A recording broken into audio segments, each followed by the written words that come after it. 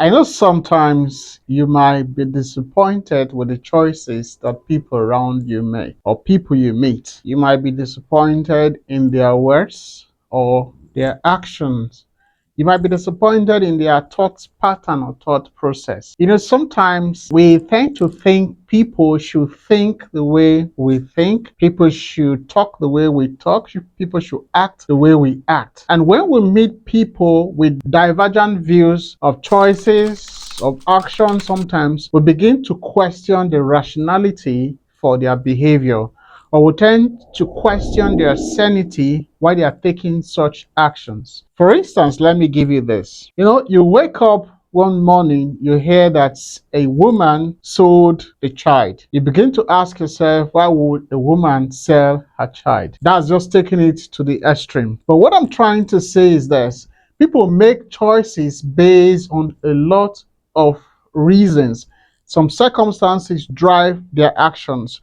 So for you to be able to connect with those people, for you to be able to relate with people, you need to understand what drives their choices, what drives their actions, what drives their decision. Now, permit me to say this. You must have read or heard about the hierarchy needs. That's Maslow's hierarchy of needs. Abraham Maslow. I think Abraham Maslow is an American psychologist that existed from, I think he was born in 1908 and died around 1970. He brought out a theory called the Maslow hierarchy of needs, where he grouped our needs in various hierarchy.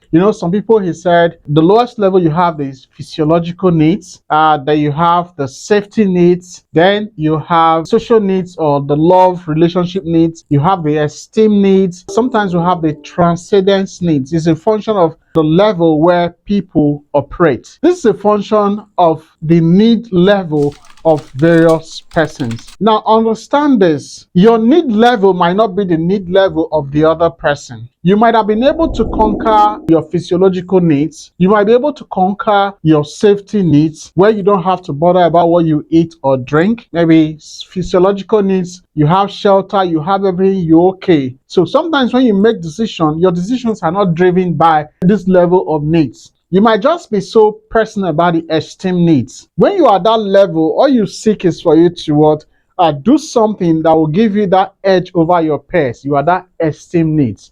So what are we saying in essence? People make decisions based on their level of needs. Their hierarchy of needs, the level where they find themselves, is what drives them in the decision-making process. You should understand this. Now, let me look at this esteem needs. Maybe you have, like, say, 100,000 in your account, and maybe you attend a function or you went for shopping. You'll be limited by the amount you have in your account. It drives your decision-making process. You understand that?